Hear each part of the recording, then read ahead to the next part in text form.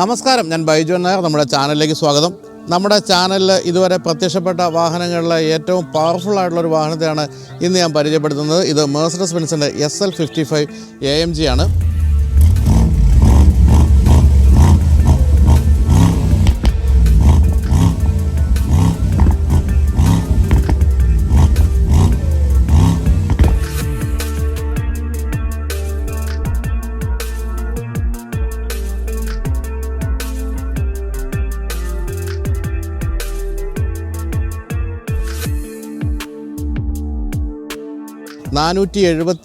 BSP എഞ്ചിനോട് കൂടിയ ഗംഭീരമായ ഒരു കൺവേർട്ടബിൾ കാറാണിത്.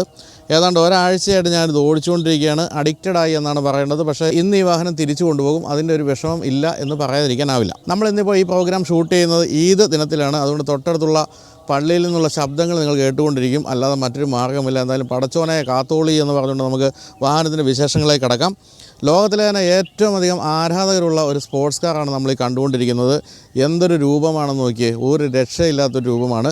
ഇത് എവിടെ കൊണ്ടുവന്നാലും അതുപോലെ തന്നെ ആൾ കൂടുന്ന രീതിയിൽ അത്രയും ഗംഭീരമായ ഗൗരവമുള്ള രൂപം, അതോടൊപ്പം തന്നെ വളരെ സ്പോർട്ടി ആയിട്ടുള്ള ക്യാരക്ടേഴ്സ്, അതെല്ലാമാണ് ഈ വാഹനത്തെ ഏറ്റവും ഗംഭീരമാക്കുന്നത്. വെറും 15 സെക്കൻഡ് കൊണ്ട് നമുക്ക് ഈ വാഹനം കൺവേർട്ട് ചെയ്ത് ഇങ്ങനെ ടോപ്ലെസ് ആയിട്ട് മാറ്റാൻ സാധിക്കും. അതുപോലെ തന്നെ ഏറ്റവും പ്രധാനപ്പെട്ട ഒരു കാര്യം, 60 കിലോമീറ്റർ വേഗതയിൽ പോലും ഈ വാഹനം കൺവേർട്ട് ചെയ്യാൻ സാധിക്കും എന്നുള്ളതാണ്. എൻ്റെ കയ്യിൽ കൺവേർട്ടബിൾ ഉണ്ട്, BMW C4. അതൊക്കെ പക്ഷേ 20 കിലോമീറ്റർ വേഗതയിൽ മാത്രമേ നമുക്ക് കൺവേർട്ട് ചെയ്യാൻ സാധിക്കുകയുള്ളൂ. പക്ഷേ ഇതങ്ങനെയല്ല, സാമാന്യ സ്പീഡിൽ പോകുമ്പോൾ പോലും കൺവേർട്ട് ചെയ്യാൻ സാധിക്കും. പക്ഷേ ഇത് സോഫ്റ്റ് ടോപ്പാണ്, ഹാർഡ് ടോപ്പല്ല. ഇപ്പോൾ ഏറ്റവും പുതിയ ഈ മോഡൽ വരുന്നതിന് മുമ്പുള്ള SLൻ്റെ എല്ലാ മോഡലുകളും ഹാർഡ് ടോപ്പ് ആയിരുന്നെങ്കിൽ ഇപ്പോഴാണിത് സോഫ്റ്റ് ടോപ്പാക്കി മാറ്റിയിരിക്കുന്നത്. മറ്റൊരു പ്രത്യേകത ഉള്ളത്, ഈ ഒരു 2023 തൊട്ടുള്ള ഈ മോഡലാണ് പൂർണ്ണമായിട്ടും AMG നിർമ്മിച്ചെടുത്തത്. അതായത് മെഴ്സിഡസ് ബെൻസിൻ്റെ പെർഫോമൻസ് ഡിവിഷൻ എന്ന് വിളിക്കുന്ന AMG ആണ് ഈ ഒരു വാഹനം പൂർണ്ണമായിട്ടും രൂപകൽപ്പന ചെയ്ത് നിർമ്മിച്ചിരിക്കുന്നത്. അതുകൊണ്ട് തന്നെ AMGയുടെ എല്ലാ ക്യാരക്ടേഴ്സും ഈ ഒരു മോഡലിലുണ്ട്. വെറും 3.8 സെക്കൻഡ് മതി 100 കിലോമീറ്റർ വേഗത എടുക്കാൻ. ഒരു കിടിലൻ വാഹനം എന്ന് തന്നെയാണ് വിളിക്കേണ്ടത്. എന്തായാലും ഈ വാഹനത്തിൽ സഞ്ചരിച്ച് കഴിയുമ്പോൾ നമുക്ക് തോന്നാം ഇത് അടിയൊക്കെ തട്ടി ആകെ നാശകോശമാകുമല്ലോ. അങ്ങനെയൊന്നുമില്ല. കുറച്ചൊന്നും ശ്രദ്ധിക്കേണ്ടതുണ്ട് ബമ്പിലും മറ്റും. കാരണം വളരെ ചെറിയ ഗ്രൗണ്ട് ക്ലിയറൻസ് ഉള്ളൂ. എങ്കിൽ പോലും സസ്പെൻഷൻ മോശമല്ല. പിന്നെ 30 മില്ലിമീറ്റർ നമുക്കൊന്ന് ഈ വാഹനം ഉയർത്താൻ സാധിക്കും, ലിഫ്റ്റ് ചെയ്യാൻ സാധിക്കും സസ്പെൻഷൻ. അങ്ങനെയൊക്കെ അഡ്ജസ്റ്റ് ചെയ്ത് പോകാം. എങ്കിൽ പോലും അങ്ങനെ വലിയ അലോസരം ഉണ്ടാക്കുന്ന രീതിയിലൊന്നും ഇദ്ദേഹം അടിതട്ടി പ്രശ്നമൊന്നും ഉണ്ടാക്കിയിട്ടില്ല. വളരെ പ്രാക്ടിക്കൽ വാഹനമായിട്ടാണ് എനിക്ക് ഒരാഴ്ച ഓടിച്ചപ്പോൾ തോന്നിയത്. കാരണം സ്പോർട്സ് കാറിൻ്റേതായ ചില പ്രശ്നങ്ങളുണ്ടല്ലോ, അതൊന്നും ഈ വാഹനത്തിലില്ല. ഒരു സാധാരണ നോർമൽ കാർ പോലെ ഡെയിലി യൂസിനായിട്ട് ഓടിക്കാൻ പറ്റുമെന്നുള്ളതാണ് ഒരു പ്രത്യേകത. അപ്പോൾ അങ്ങനെയുള്ള SL55 AMG ആണ് നമ്മളിന്ന് ടെസ്റ്റ് ചെയ്യാൻ പോകുന്നത്. അപ്പോൾ ആദ്യം ഒരു കാര്യം കൂടി പറയട്ടെ, അത് കമൻറ്റ് വിത്ത് വീക്കിനെ കുറിച്ചാണ്. നിങ്ങൾ ഏത് വീഡിയോ കണ്ടാലും കമൻറ്റ് ചെയ്യുക. അങ്ങനെ നിങ്ങൾ ചെയ്യുന്ന കമൻറ്റുകൾക്ക് 2000 രൂപയുടെ ഗിഫ്റ്റ് വൗച്ചർ എല്ലാ ആഴ്ചയിലും നമ്മൾ തരുന്നുണ്ട്. റോഷോ എന്ന ഡീറ്റെയിലിംഗ് സെൻറ്റർ നമ്മളും കൂടെ ചേർന്നാണ് അങ്ങനെ ഒരു സമ്മാനം നൽകുന്നത്. അപ്പോൾ എല്ലാ വീഡിയോകളും കാണുക, കമൻറ്റുകൾ ചെയ്യുക. രസകരമായ കമൻറ്റുകൾ, വിമർശനാത്മകമായ കമൻറ്റുകൾ ചെയ്യുക, എന്തുമാകാം. അതിനൊക്കെയാണ് സമ്മാനം തരുന്നത്. റോഷോ എന്ന് പറയുന്നത് കൊച്ചിയിലെ ഏറ്റവും പ്രധാനപ്പെട്ട ഒരു ഡീറ്റെയിലിംഗ് സെൻറ്ററാണ്. റാപ്പിംഗ്, അതുപോലെ ഡീറ്റെയിലിങ്ങിലുള്ള എല്ലാ കാര്യങ്ങളും, അത് PPF ആയാലും നാനോ ഡയമണ്ട് ടെക്നോളജി പ്രകാരമുള്ള കോട്ടിംഗ് ആയാലും എല്ലാ കാര്യങ്ങളും അവിടെ ചെയ്തു തരും. അപ്പോൾ അവരും നമ്മളും ചേർന്നാണ് ഈ കമൻറ്റ് ഓഫ് ദ വീക്കിന് സമ്മാനം നൽകുന്നത്. അപ്പോൾ എല്ലാവരും കമൻറ്റ് ചെയ്യുക, സമ്മാനങ്ങൾ നേടുക. അപ്പോൾ നമുക്കിനി SL55 പറ്റിയാണ് കൂടുതൽ പറയേണ്ടതുള്ളത്. അപ്പോൾ ഏറ്റവും പുതിയ ഈ ഒരു SL55 AMGയുടെ മുഴുവൻ പേരെന്താണെന്ന് ചോദിക്കുകയാണെങ്കിൽ Mercedes Benz SL55 AMG 4MATIC plus എന്നാണ്. സ്പോർട്സ് കാർ എന്ന് വേണമെങ്കിൽ അവസാനമാണ് ചേർക്കാവുന്നത് മാത്രമേ ഉള്ളൂ. ഇത്രയുമാണ് ഇതിൻ്റെ ഒരു പൂർണ്ണമായ പേരെന്ന് വിളിക്കാവുന്നത്. എന്തായാലും 476 കുതിരകൾ വലിക്കുന്ന ഒരു രഥം എന്നാണ് നമ്മൾ ഈ വാഹനത്തെ വിളിക്കേണ്ടത്. വളരെ വർഷങ്ങളായിട്ട് SL ആ ഒരു ലെഗസി കാത്തു സൂക്ഷിക്കുകയാണ്. അതായത് നമ്മളൊക്കെ ഈ നാട്ടിൽ, നമ്മുടെ നാട്ടിൽ ഇവിടെ കുതിരവണ്ടി, കാളവണ്ടിയൊക്കെ മാത്രം ഉണ്ടായിരുന്ന കാലത്ത് പോലും SL ഉണ്ടായിരുന്നു എന്ന് മനസ്സിലാക്കുക. 1954 ആദ്യമായിട്ട് ബെൻസിൻ്റെ SL എന്ന ഈ ഒരു സീരീസ് വിപണിയിലെത്തിയത്. അതായത് 70 വർഷമായിട്ട് ഈ വാഹനം വിപണിയിലുണ്ട്.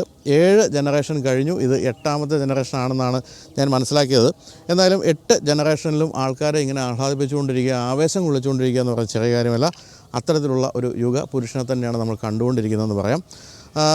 വളരെ ചെറിയൊരു വാഹനമായിട്ട് നമുക്ക് ഈ ഒരു വാഹനത്തെ കാണാനാവില്ല. കാരണം ഇതിൻ്റെ ഡയമെൻഷൻസ് എല്ലാം വളരെ കൂടുതലാണ്. പക്ഷേ 2 പേർക്കാണ് ഇരിക്കാൻ സാധിക്കുക. പിൻഭാഗത്ത് 2 സീറ്റുകളുണ്ടെങ്കിലും അതിൽ കുട്ടികൾ, പട്ടികൾ തുടങ്ങിയ കക്ഷികളെ മാത്രമേ ഇരുത്താൻ സാധിക്കുള്ളൂ. അത്രയും ചെറുതാണ്. മുതിർന്നവർക്ക് ഒരു തരത്തിലും ഇരിക്കാൻ സാധിക്കില്ല. പിന്നെ ബൂട്ട് സ്പേസ് ഒക്കെ നോക്കുകയാണെങ്കിൽ വളരെ കുറവാണ്. തന്നെ സ്പെയർ ടയർ വെച്ചിരിക്കുന്നതുകൊണ്ട് ബൂട്ട് സ്പേസും കുറവാണ്. അതുകൊണ്ട് തന്നെ പിൻഭാഗത്തെ സീറ്റ് നമുക്ക് സാധനങ്ങൾ സൂക്ഷിക്കാനാണ് പറ്റുന്നത്. അതിനുവേണ്ടി ഉപയോഗിക്കാനേ സാധിക്കുകയുള്ളൂ.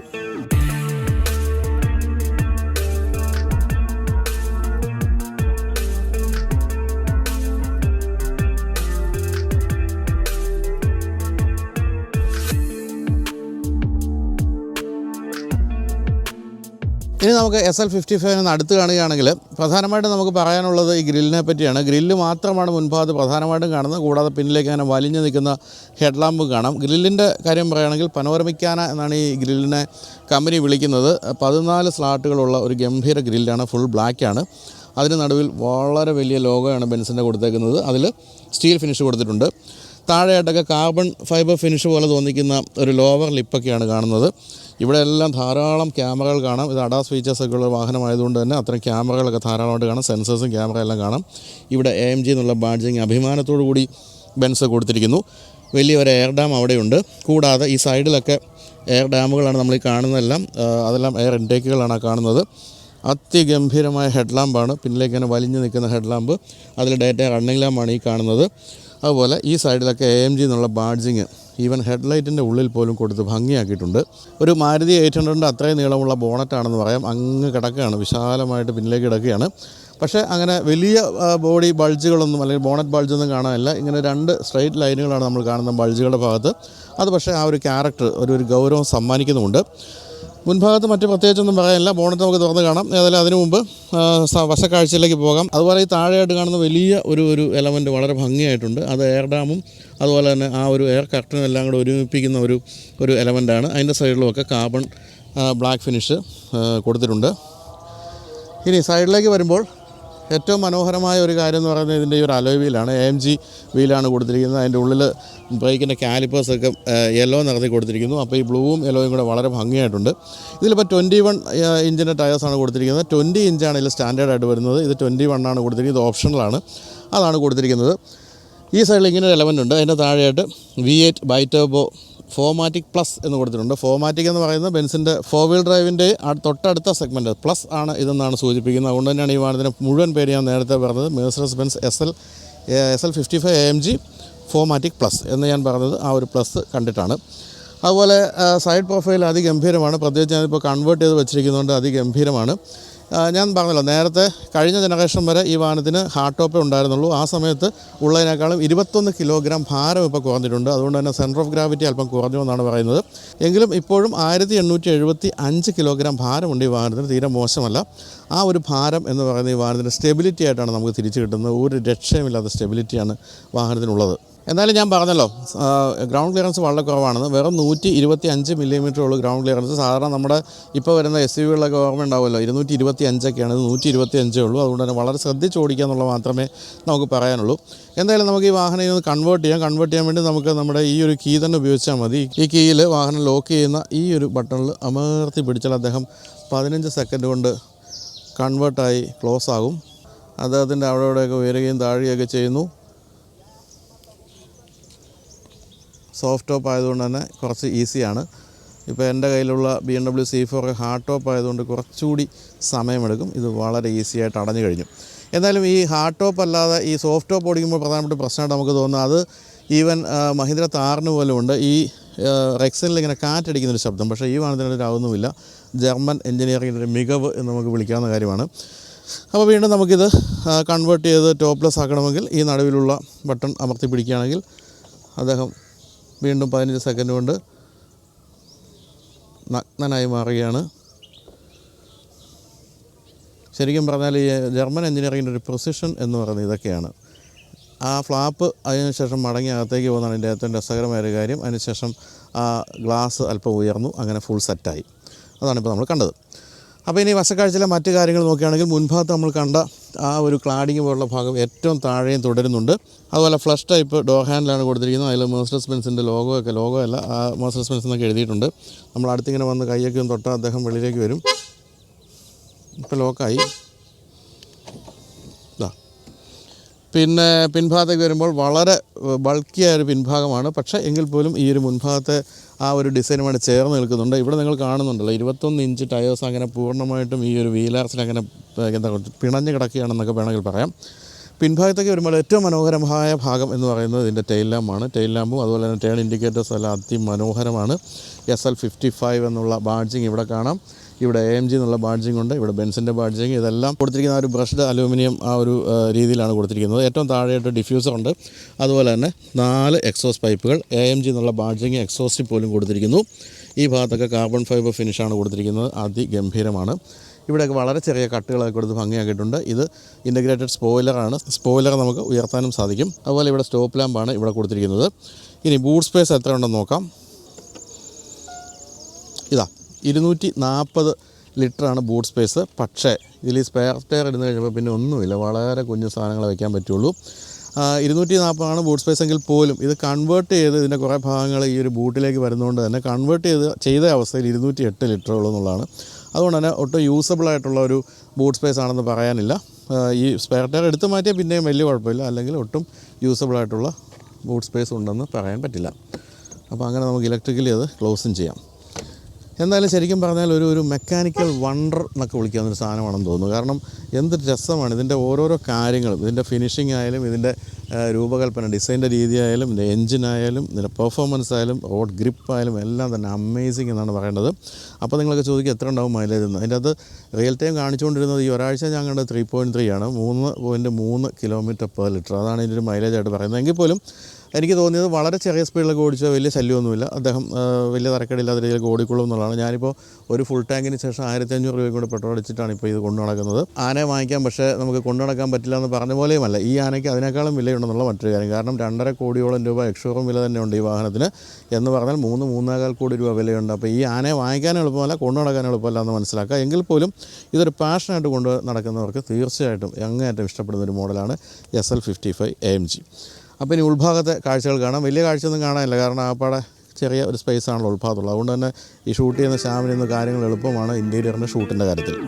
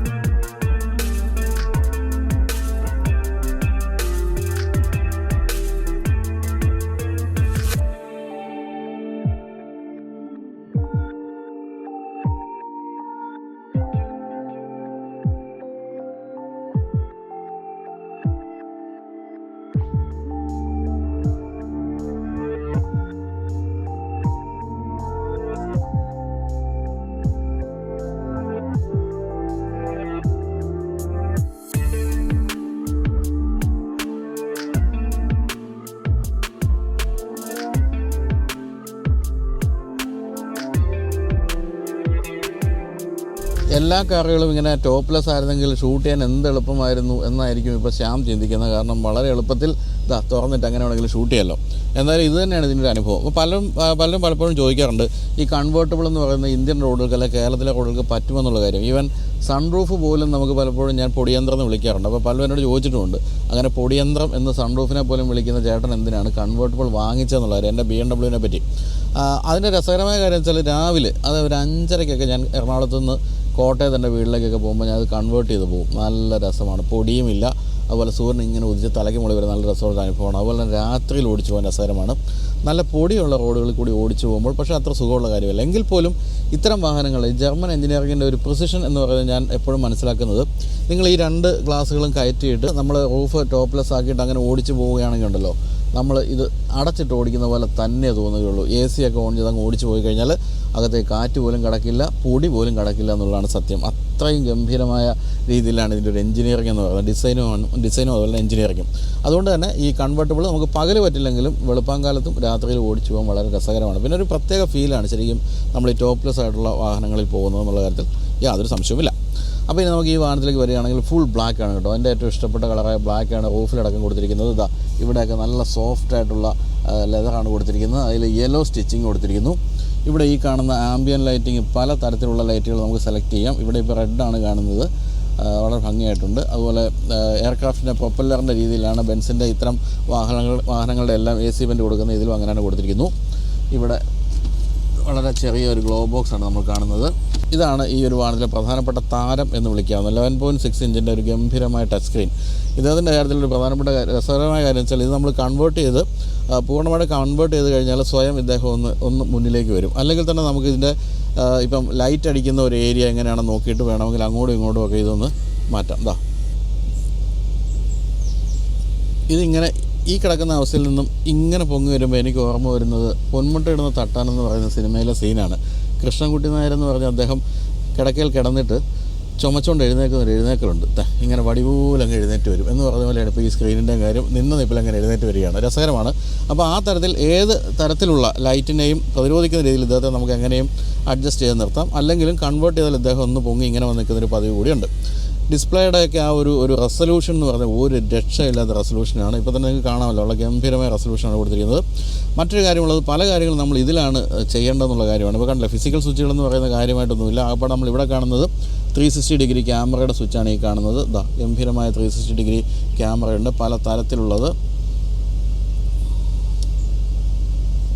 ഏത് പൊസിഷനിലും ഉള്ള കാര്യങ്ങൾ നമുക്കിതിൽ കാണാൻ സാധിക്കും. പിന്നെ ഇവിടെ കൊടുത്തിരിക്കുന്ന മറ്റൊരു സ്വിച്ച് എന്ന് പറയുന്നത് ഇത് നമ്മളിത് കൺവേർട്ട് ചെയ്യാനുള്ള സ്വിച്ചാണ്. ഇത് നമ്മൾ കൺവേർട്ട് ചെയ്യാൻ വേണ്ടി ഇതിൽ അമർത്തുക. ഇത് കണ്ടോ, ഇതിൽ നമ്മളിങ്ങനെ റൈറ്റിലേക്ക് ഇതിങ്ങനെ നമ്മളൊന്ന് സ്ലൈഡ് ചെയ്യുകയാണെങ്കിൽ റൂഫ് തുറക്കുന്നു, ലെഫ്റ്റിലേക്കാണെങ്കിൽ റൂഫ് അടയുന്നു. അത് രസകരമായൊരു കാര്യമാണ്. ശ്യാമ അകത്തിരുന്ന് കാണിച്ചു തരാം. അതായത് നമ്മളെങ്ങനെ ഇത് അടയുന്ന അതേ സംഭവം ഇതിൻ്റെ അകത്ത് നമുക്ക് കൃത്യമായിട്ട് ഗ്രാഫിക്സ് കൂടെ കാണാം. അത് രസകരമായ അനുഭവം. അകത്ത് കയറിയിരിക്കുക. അപ്പോൾ നമ്മളിതിലിങ്ങനെ അമർത്തുന്നു. അപ്പോൾ ഇത് തെളിഞ്ഞു വരുന്നു. നമ്മൾ കൺവേർട്ട് ചെയ്യാൻ പോകണം. അപ്പോൾ ഇതിൽ ഈ വിഷ്വലി കാണുക, ഇതിൻ്റെ 2 ഫ്ലാപ്പ് അടക്കമുള്ള കാര്യങ്ങളൊക്കെ എങ്ങനെയാണ് ഇതിൻ്റെ അത് ഡിജിറ്റലി കാണിക്കുന്നത് എന്നുള്ളതാണ് രസമുള്ള കാര്യം. എന്തൊക്കെയാണ് നമ്മുടെ തലയ്ക്ക് മുകളിൽ നടന്നുകൊണ്ടിരിക്കുന്നത് എന്നുള്ളതാണ് നമ്മൾ ഗ്രാഫിക്സ് കൂടെ കാണുന്നത്. കൃത്യമായിട്ട് റൂഫ് നടയുന്നു, ആ ഫ്ലാപ്പ് അകത്ത് അടിയിലേക്ക് പോകുന്നു, സാധനം സെറ്റായിരിക്കുന്നു, കഴിഞ്ഞു. ഇനി തിരിച്ച് നമ്മൾ ഇത് കൺവേർട്ട് ചെയ്ത് ടോപ്ലെസ് ആക്കാൻ പോവാണ്. അപ്പോൾ ആദ്യം ആ ഫ്ലാപ്പ് ഉയരുന്നു, എന്നിട്ട് മെയിൻ റൂഫ് താഴുന്നു. ഇനിയാണ് രസം. ആ ഫ്ലാപ്പ് ഒന്ന് അടയുന്ന എനിക്ക് ഏറ്റവും ഇഷ്ടമുള്ളൊരു കാര്യം. ക്ലങ് അകത്തേക്ക് പോയി കഴിഞ്ഞു, പരിപാടി കഴിഞ്ഞു. അത് നമുക്ക് കൃത്യമായിട്ട് അതിൽ ഗ്രാഫിക്കലി കാണാൻ സാധിക്കും. അപ്പോൾ ഈ വാഹനവുമായിട്ട് ബന്ധപ്പെട്ട മിക്ക കാര്യങ്ങൾക്കും വേണ്ടി നമ്മൾ ഈ സ്ക്രീനെയാണ് ആശ്രയിക്കേണ്ടത്. കാരണം ഫിസിക്കൽ സ്വിച്ചുകൾ വളരെ കുറവാണല്ലോ. ഫിസിക്കൽ സ്വിച്ചുകൾ താഴെ കാണുന്നത് എന്തൊക്കെയാണെന്ന് ചോദിച്ചാൽ, ഇത് ഒരു 360 ഡിഗ്രി ക്യാമറയുടെ സ്ക്രീനാണ് നിങ്ങൾ കാണുന്നത്. അതിഗംഭീരമായ റെസൊല്യൂഷനുള്ള സ്ക്രീനാണ്. പല ആംഗിളുകൾ നമുക്ക് കാറിനെ കാണാൻ സാധിക്കുന്നു, ലൊക്കേഷൻ അറിയാൻ സാധിക്കുന്നു. അത്തരം കാര്യങ്ങളൊക്കെയാണ് അതിൽ.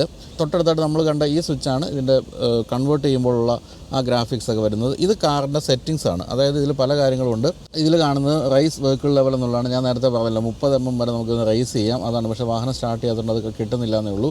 ഇത് പാർക്ക് ടോണിക്ക്, അതായത് പാർക്ക് അസിസ്റ്റ് എന്ന് പറയും. വാഹനം പാർക്ക് ചെയ്യുമ്പോൾ നമ്മളെ സഹായിക്കുന്ന ക്യാമറകളെല്ലാം ഓൺ ആകുന്നു. അത്തരം കാര്യങ്ങളെല്ലാം അതിൽ കാണാം. Active line keep assist, active steering assist, interior protection, അതായത് ഇതിൻ്റെ അകത്ത് വായു എന്താ പറയുന്നത് വളരെ ശുദ്ധമാക്കുന്ന കാര്യം, അതുപോലെ ടോവേ പ്രൊട്ടക്ഷൻ, അത്തരം കാര്യങ്ങളൊക്കെയാണ് അതിൽ കാണുന്നത്.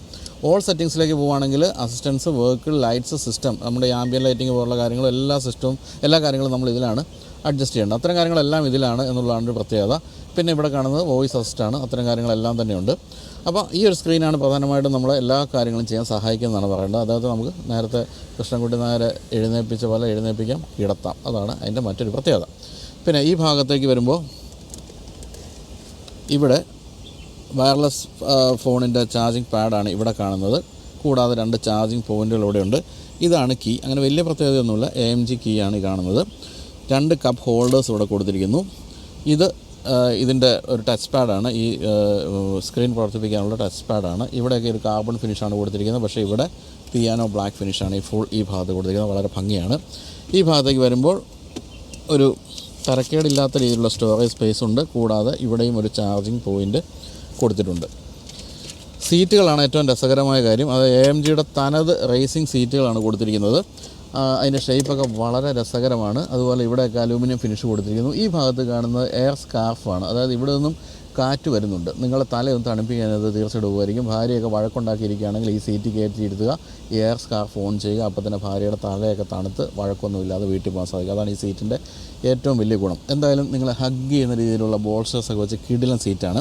പക്ഷേ എയർ സ്കാർഫൊക്കെ ഉണ്ടായിട്ടും എന്തുകൊണ്ടാണ് ഇത് വെൻറ്റിലേറ്റഡ് സീറ്റ് ആകാത്തത് നിങ്ങൾക്ക് സംശയം ഉണ്ടല്ലോ. തീർച്ചയായിട്ടും വെൻറ്റിലേറ്റഡ് സീറ്റ് ആക്കാൻ നിങ്ങൾക്ക് 3.6 lakhs കൊടുക്കുകയാണെങ്കിൽ കമ്പനി ഇത് വെൻറ്റിലേറ്റഡ് സീറ്റും ആക്കി തരും. അതുപോലെ തന്നെ മസാജ് ഫംഗ്ഷൻ ഫിറ്റ് ചെയ്ത് തരും. പക്ഷേ ഈ 2.5 കോടി രൂപയോളം എക്സ്ട്രോൺ വിലയുള്ള വാഹനത്തിൽ വീണ്ടും ഇങ്ങനെ ചെറിയ പൈസ വാങ്ങിയത് ശരിയല്ല എന്നാണ് എനിക്ക് ബെൻസിനോട് പറയാനുള്ളത്. പക്ഷേ കിട്ടണമെങ്കിൽ അത് കൊടുത്തേ പറ്റും. പിന്നെ മറ്റൊരു കിടിലൻ സാധനം ഇതിൻ്റെ അകത്തുള്ളത് ഇതാ ആ കാണുന്ന അവിടെ നിങ്ങൾക്ക് കാണാം ബർമിസ്റ്ററിൻ്റെ ഒരു മ്യൂസിക് സിസ്റ്റത്തിൻ്റെ സ്പീക്കേഴ്സൊക്കെ. ഈ വാഹനത്തിൽ മ്യൂസിക് സിസ്റ്റം എന്ന് പറയുന്നത് ഓപ്ഷണലായിട്ട് വാങ്ങിച്ച് ഫിറ്റ് ചെയ്തിരിക്കുകയാണ്. കാരണം ഇതൊരു കമ്പനി വണ്ടി ആയതുകൊണ്ട് തന്നെ 17 സ്പീക്കേഴ്സുള്ള കിടിലൻ മ്യൂസിക് സിസ്റ്റമാണ് കൊടുത്തിരിക്കുന്നത്. അതിന് 7.9 lakhs ആണ്. അതായത് നമ്മൾ ഒരു സാധാരണ ചെറിയ വണ്ടി വാങ്ങിക്കുന്ന വിലയാണ് ഇതിലെ മ്യൂസിക് സിസ്റ്റത്തിന്. എന്ന് തന്നെയല്ല, ഈ കുഞ്ഞ് ക്യാബിൻ്റെ അകത്ത് 17 സ്പീക്കർ ഫിറ്റ് ചെയ്ത ആളെ സമ്മതിക്കണം എന്നാണ് ഞാൻ പറയുന്നത്. എവിടെ നോക്കിയാലും സ്പീക്കറാണ്. അതായത് ബാക്കിലേക്ക് നോക്കിയാൽ തലയ്ക്ക് മീതെ ശൂന്യാകാശം എന്ന് പറഞ്ഞാൽ തലയ്ക്ക് പിന്നിൽ ബർമിസ്റ്ററിൻ്റെ മ്യൂസിക് സിസ്റ്റം കാണാം, ഒരു സ്പീക്കറാണ്. അതുപോലെ സൈഡിലും എല്ലായിടത്തുമായിട്ട് 17 കൊടുത്തിട്ടുണ്ട്. കിടിലൻ മ്യൂസിക് ക്വാളിറ്റിയാണ് ഈ വാഹനത്തിനുള്ളത്. പിന്നെ സീറ്റുകളൊക്കെ നമുക്ക് പലതരത്തിലൊക്കെ അഡ്ജസ്റ്റ് ചെയ്യാം. ഇലക്ട്രിക് സീറ്റുകളാണ്. ഇവിടെ കണ്ടല്ലോ, ഇലക്ട്രിക് അഡ്ജസ്റ്റ്മെൻറ്റ്സ് ഉണ്ട്. ബെൻസിൻ്റെ തനത് രീതിയിലുള്ള സീറ്റ് അഡ്ജസ്റ്റ്മെൻറ്റുകളും മെമ്മറി എല്ലാം അവിടെ കൊടുത്തിരിക്കുന്നു. അതുപോലെ ഫ്രെയിംലെസ് ആണ് ഡോർ എന്ന് പറയുന്നത്. ഡോർ പാടൊക്കെ അതീവ രസകരമാണ്. ചെറിയ ബോട്ടിലൊക്കെ വയ്ക്കാവുന്ന ഒരു സ്ഥലമേ ഉള്ളെങ്കിലും ഭംഗിയാണ്. വളരെ നീളം കൂടിയതാണ്. കാരണം പിന്നിലേക്ക് കയറണമെങ്കിൽ നമ്മൾ ഈ ഒരു ഡോറ് തുറന്ന് മുൻഭാഗത്തെ സീറ്റ് മുന്നിലേക്ക് മാറ്റി കയറേണ്ടതുകൊണ്ട് തന്നെ കാര്യമായ രീതിയിൽ നീളം കൊടുത്തിട്ടുണ്ട്. എന്തായാലും പിൻഭാഗത്തേക്ക് വരുമ്പോൾ വളരെ എളുപ്പമായിട്ടോ പിൻ സീറ്റൊക്കെ കാണിക്കാൻ. കാരണം മുകളിൽ കൂടി ഇങ്ങനെ കാണിച്ചാൽ മതിയല്ലോ. ഒട്ടും തന്നെ സ്പേസ് ഇല്ല. കൊച്ചു കുട്ടികൾക്ക് തന്നെ ഇരിക്കാൻ ബുദ്ധിമുട്ടാണ്. ആ രീതിയിലാണ് സീറ്റ്. അതുപോലെ തന്നെ അപ്രൈറ്റ് ആയിട്ടാണ് നിൽക്കുന്നത്. കണ്ടോ, ഇങ്ങനെ വടി പോലെ ഇരുന്ന് പോകേണ്ടി വരും. അതും കൊച്ചു കുട്ടികൾക്കേ സാധിക്കുകയുള്ളൂ.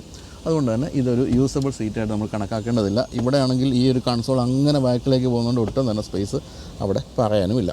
എനിക്കിഷ്ടപ്പെട്ട മറ്റൊരു കാര്യം എന്ന് പറയുന്നത് ഇതിൻ്റെ മഞ്ഞ നിറമുള്ള സീറ്റ് ബെൽറ്റാണ്. ഈ എന്താ റേസിംഗ് യെല്ലോ എന്ന് വിളിക്കാവുന്ന ഗംഭീരമായിട്ടുണ്ട്.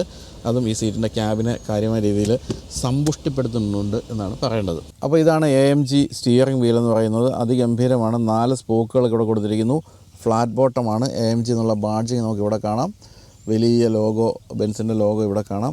ഈ ഭാഗത്ത് പലതരത്തിലുള്ള സ്വിച്ചസ് കൊടുത്തിട്ടുണ്ട്. അതിൽ ക്രൂയിസ് കൺട്രോളിൻ്റെ സ്വിച്ച് ഇവിടെ കാണാം. അതുപോലെ തന്നെ ഈ സ്ക്രീനിൻ്റെ അഡ്ജസ്റ്റ്മെൻറ്റുകളുടെ സ്വിച്ച്, വോളിയം കൺട്രോൾ, അത്തരം കാര്യങ്ങളെല്ലാം കാണാം. അതുപോലെ ഇവിടെ 2 ഉരുണ്ട സ്വിച്ചുകൾ കാണുന്നത് ഇത് ഡൈനാമിക് മോഡിലേക്ക് മാറ്റാനും മറ്റുമുള്ളതാണ്. അതായത് AMG ഡൈനാമിക്സ് എന്ന് നമ്മൾ ഇതിൽ എഴുതിയിരിക്കുന്നുണ്ടല്ലോ.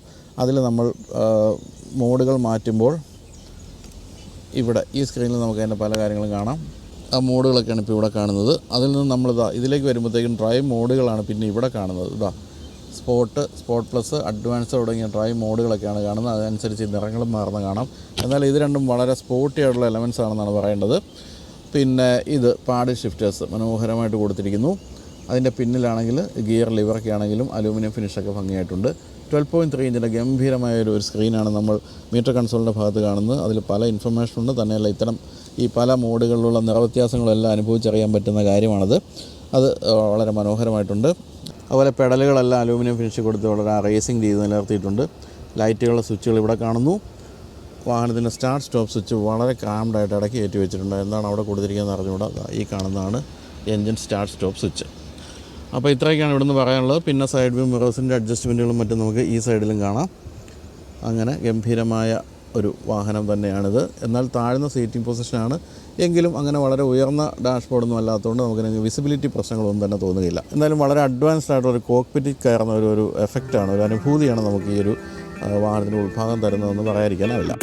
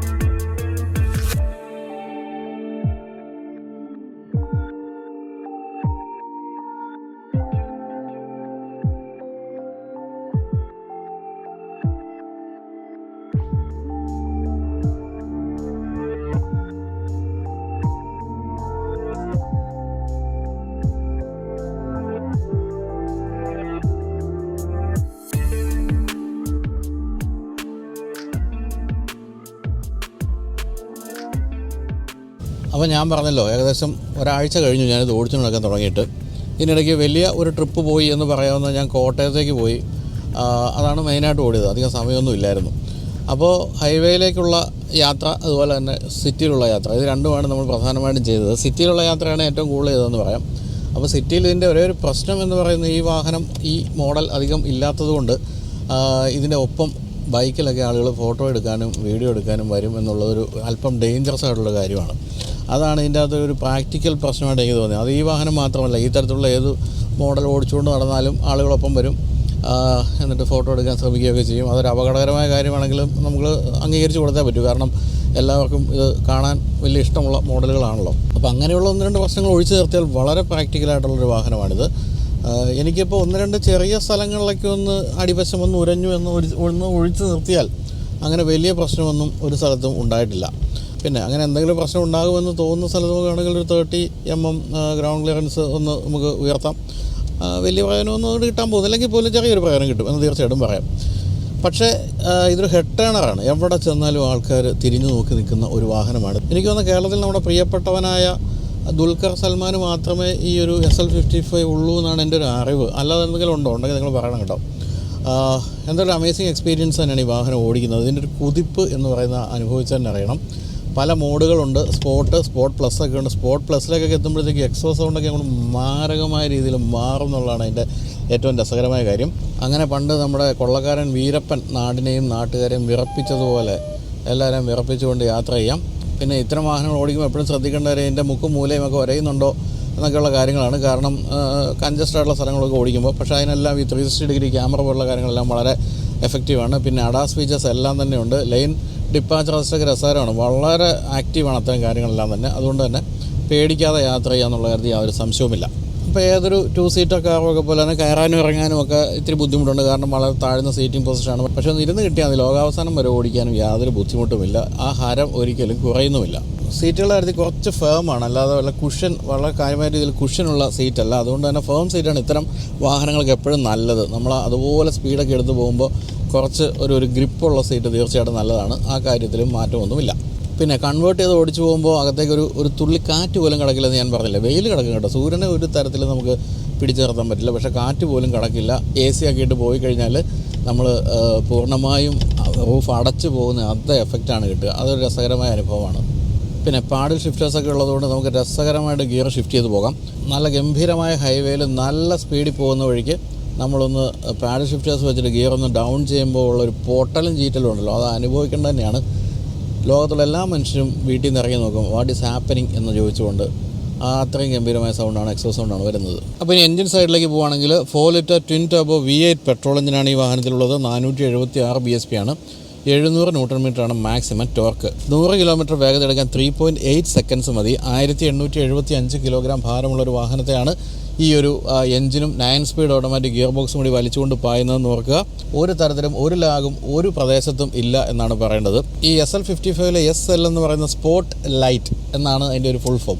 തീർച്ചയായിട്ടും നമുക്ക് വളരെ കൃത്യമായിട്ട് മനസ്സിലാവും. കാര്യം ഇത്രയും വെയിറ്റുള്ള വാഹനമാണെങ്കിലും വളരെ ലൈറ്റാണ്, വളരെ സ്പോർട്ടിയാണെന്ന് കൃത്യമായിട്ട് മനസ്സിലാക്കുന്ന രീതിയിലാണ് വാഹനത്തിൻ്റെ മൊത്തത്തിലുള്ള പെർഫോമൻസ്. അതുപോലെ തന്നെ കൺട്രോളുകളെല്ലാം വളരെ ലൈറ്റാണ്. സ്റ്റിയറിംഗ് ആണെങ്കിൽ ഓസം എന്നാണ് പറയേണ്ടത്. നല്ല വെൽ വെയ്റ്റഡ് ആണ് സ്റ്റിയറിംഗ്. സ്പോർട്ട് എന്ന മോഡിലേക്ക് എത്തുമ്പോൾ കുറച്ചൊന്ന് ഹെവി ആകുന്നുണ്ട്. അതങ്ങനെ തന്നെയാണ് അതിൻ്റെ ഒരു രീതി, ക്യാരക്ടർ എന്നാണ് മനസ്സിലാക്കേണ്ടത്. മറ്റൊരു കാര്യമുള്ളത് പിൻഭാഗത്തെ വീലുകൾ 2.5 ഡിഗ്രി ഒന്ന് തിരിയും എന്നുള്ളതുകൊണ്ടാണ്. അത് സ്റ്റെബിലിറ്റി വർദ്ധിപ്പിക്കുന്നുണ്ട്. അതുപോലെ തന്നെ ടേണിംഗ് റേഡിയസ് കുറയ്ക്കുന്നുമുണ്ട്. പിന്നെ ഫോമാറ്റിക് സിസ്റ്റം ഉള്ളതുകൊണ്ട് തന്നെ ഗ്രിപ്പ് അപാരമാണ് വാഹനത്തിൻ്റെത്. നമ്മൾ എങ്ങനെ ഏത് സ്പീഡിൽ എങ്ങനെ വളവുകൾ തിരിഞ്ഞാലും കൈക്കുള്ളിൽ ഒതുങ്ങി നിൽക്കുന്ന രീതിയിലാണ് മൊത്തത്തിലുള്ള ക്യാരക്ടേഴ്സ് എല്ലാം തന്നെ. ഇനി ഇതും പോരാ ഗ്രിപ്പ് എന്നുണ്ടെങ്കിൽ AMGയുടെ ഡൈനാമിക് പ്ലസ് പാക്കേജ് എന്ന് പറയുന്ന ഒരു പാക്ക് നമുക്ക് ഓപ്ഷണലായിട്ട് ഫിറ്റ് ചെയ്യാം. അങ്ങനെയാണെങ്കിൽ അത് ലിമിറ്റഡ് ഷിപ്പ് റിയർ ഡിഫറൻഷ്യൽ കൂടി ഉള്ളതാണ്. ഡൈനാമിക് എഞ്ചിൻ മൗണ്ടുകളും റേസ് ഡ്രൈവ് പ്രോഗ്രാമും എല്ലാം കൂടി ഉൾക്കൊള്ളുന്നൊരു ഗംഭീര പാക്കേജാണത്. അതിൻ്റെ വില എത്രയാണെന്ന് എനിക്ക് അറിഞ്ഞുകൂടാ. പക്ഷേ അതുകൂടി വന്നു കഴിഞ്ഞാൽ ഇതൊരു പക്ക റേസ് കാറായിട്ടങ്ങ് മാറുകയാണ് ചെയ്യുക. പിന്നെ ഡ്രൈവ് മോഡുകളുണ്ട്. കംഫർട്ട്, സ്പോർട്ട് പ്ലസ് തുടങ്ങിയ മോഡുകളെല്ലാം തന്നെ അതെല്ലാം തന്നെ പലതരത്തിൽ, അത് ഗിയറിൻ്റെ കാര്യത്തിലായാലും സ്റ്റിയറിങ്ങിൻ്റെ കാര്യത്തിലായാലും സസ്പെൻഷൻ്റെ കാര്യത്തിലായാലും എല്ലാം മാറ്റങ്ങൾ വരുന്നുണ്ട് ഓരോ മോഡിലേക്ക് മാറുമ്പോൾ. അപ്പോൾ ഓരോരുത്തർക്കും ഇഷ്ടപ്പെട്ട മോഡിൽ ഇഷ്ടപ്പെട്ട ആംബിയൻ ലൈറ്റിങ്ങിൽ പോലും ഓടിച്ചു പോകാൻ പറ്റും ഈ ഒരു മോഡ് മാറ്റുമ്പോൾ. പിന്നെ ഞെട്ടിക്കുന്ന മറ്റൊരു കാര്യമുള്ളത് ഈ വാഹനത്തിൻ്റെ സേഫ്റ്റി ഫീച്ചേഴ്സാണ്. ഇത്രയും ചെറിയ ക്യാബിൻ്റെ അകത്ത് 10 എയർ ബാഗുകളാണ് കൊടുത്തിരിക്കുന്നത്. അതായത് ഡ്രൈവർക്ക്, ഫ്രണ്ട് പാസഞ്ചർക്ക് 2 കർട്ടൺ എയർ ബാഗ്, ഡ്രൈവറുടെ മുട്ടിൻ്റെ നീ എയർ ബാഗ്, മുന്നിലെ പാസഞ്ചറുടെ നീ എയർ ബാഗ്, ഡ്രൈവർ സൈഡ്, പിന്നെ കർട്ടൺ എയർ ബാഗുകൾ വശങ്ങളിലെല്ലാം കൊടുത്തിരിക്കുന്നു. അങ്ങനെ 10 എയർ ബാഗുകൾ. ഞെട്ടിക്കുന്ന സംഭവം തന്നെയാണത്. ഇനി അഡാസിലേക്ക് പോയാൽ forward collision warning, automatic emergency braking, high beam assist, seat belt warning, child lock, anchor point child സീറ്റുകൾ, over speed warning, speed sensing door lock, അങ്ങനെ പല കാര്യങ്ങളും. പിന്നെ immobiliser, flashing emergency brake light, ഇല്ലാത്ത കാര്യങ്ങളൊന്നും തന്നെ ഇല്ല. എന്തായാലും AMG എന്ന് പറയുന്ന ഈ ഒരു പെർഫോമൻസ് പ്രോഡക്റ്റിനെ നേരിടാൻ പറ്റുന്ന കക്ഷികളൊന്നും തൽക്കാലം ഈ ഒരു സെഗ്മെൻറ്റിലില്ല എന്നുള്ളതാണ് സത്യം. എത്ര രസകരമായിട്ടാണ് ഈ വാഹനം ട്യൂൺ ചെയ്തിരിക്കുന്നതും അതിൻ്റെ സ്റ്റെബിലിറ്റിയും. നമ്മൾ ഈ വാഹനം ലോഞ്ച് ചെയ്ത് എടുത്തു പോകുന്ന സമയത്തൊന്നും ഒരു തരത്തിലും കയ്യിൽ നിന്ന് പോകുന്നില്ല. ഇത്രയും പവർഫുള്ളായിട്ടുള്ള വാഹനം. അത്തരം കാര്യങ്ങളിലെല്ലാം AMGയുടെ ഒരു കൈകടത്തൽ എന്ന് പറയുന്നത് നമുക്ക് കൃത്യമായിട്ട് അനുഭവിച്ചറിയാൻ പറ്റും. എന്തായാലും thank you AMG, thank you Mercedes Benz. അപ്പോൾ നമ്മുടെ ടെസ്റ്റ് ഡ്രൈവ് അവസാനിക്കുകയാണ്.